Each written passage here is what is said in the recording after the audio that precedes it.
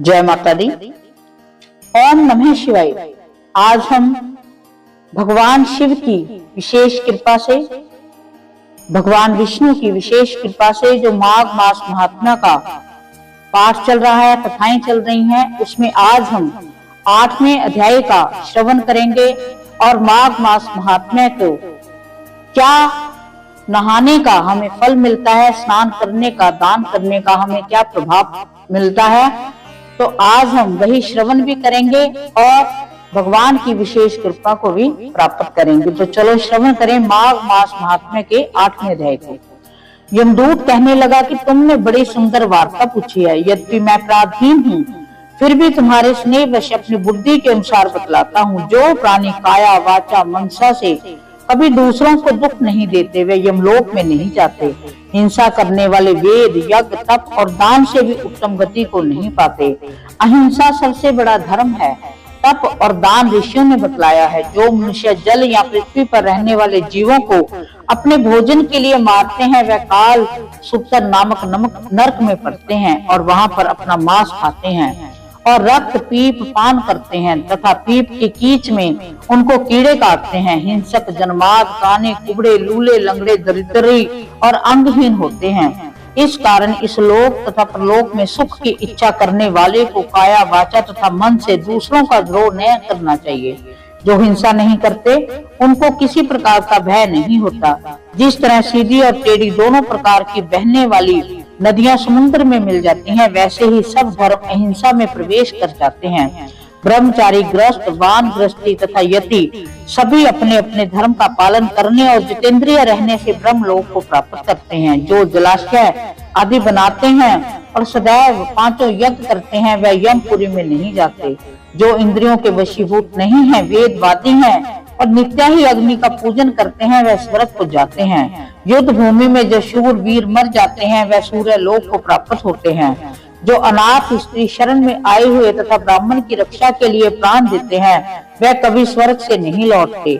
जो मनुष्य लूले, लंगड़े, बाल, वृद्ध, अनाथ और गरीबों का पालन करते हैं वह भी स्वर्ग में जाते हैं। जो मनुष्य गौ के पानी का आश्रय करते हैं तथा कुआं, तालाब, बावड़ी बनवाते हैं वह सदैव स्वर्ग में निवास करते हैं। जैसे जैसे जीव इनमें पानी पीते हैं वैसे ही उनका धर्म बढ़ता है। जल से ही मनुष्य के प्राण हैं, इसलिए जो प्याऊ आदि लगवाते हैं वे अक्षय स्वर्ग को प्राप्त होते हैं। बड़े बड़े यज्ञ भी वे फल नहीं देते जो अधिक छाया वाले वृक्ष मार्ग में लगाने से देते हैं।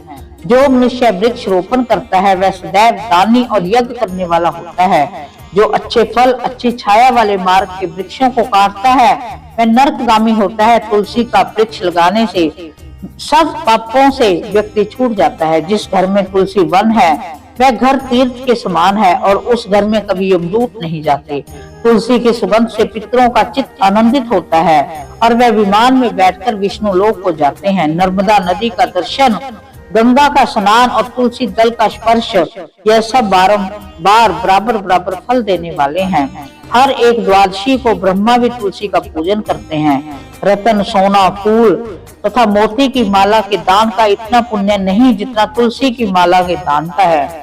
जो फल आम के 1000 और पीपल के 100 वृक्षों के लगाने से होता है वह तुलसी के एक वृक्ष के लगाने से होता है। पुष्कर आदि तीर्थ, गंगा आदि नदी, वासुदेव आदि देवता सभी तुलसी में वास करते हैं। जो मनुष्य एक बार, 2 या 3 बार रेवा नदी से उत्पन्न शिव मूर्ति की पूजा करता है अथवा स्फटिक रत्न के पत्थर के आप निकले हुए तीर्थ में, पर्वत या वन में रखी शिव की मूर्ति की पूजा करता है और सदैव ओम नमः शिवाय मंत्र का जाप करता है वह यमलोक की कथा भी नहीं सुनते। प्रसंग, शक्ति, विमान या लोभ से शिव पूजा करने वाले भी यम द्वार नहीं देखते। शिव पूजा के समान पापों के नष्ट करने वाला तथा कीर्ति देने वाला 3 लोक में और कोई कर्म नहीं है।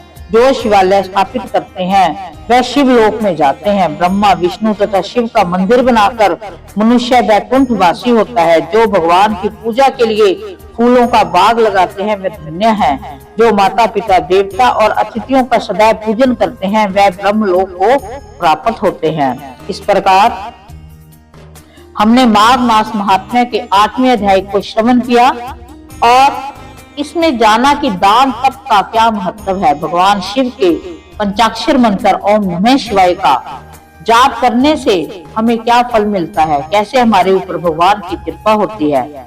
वृक्षों को लगाने से हमें कितने कोटि गुना फल मिलता है। अगर हम तुलसी का वृक्ष लगाते हैं, तुलसी का पौधा लगाते हैं, तो उसका हमें करोड़ों रूपों में उसका प्रभाव पड़ता है। तो हम भगवान शिव से, माँ जगदम्बा से, माँ तुलसा से प्रार्थना करते हैं कि वो हमारी जो इस पाठ है, जो हमने अध्याय का श्रवण किया है, इसका हमें पुण्य प्रभाव दें, अपना आशीर्वाद बनाए रखें, हमारे सभी बुरे कर्मों को वो काटें और माघ मास महात्म्य का जो श्रवण कर रहे हैं, जो कह रहे हैं, सभी पर भगवान शिव की विशेष कृपा हो। इसी के साथ जय माता दी।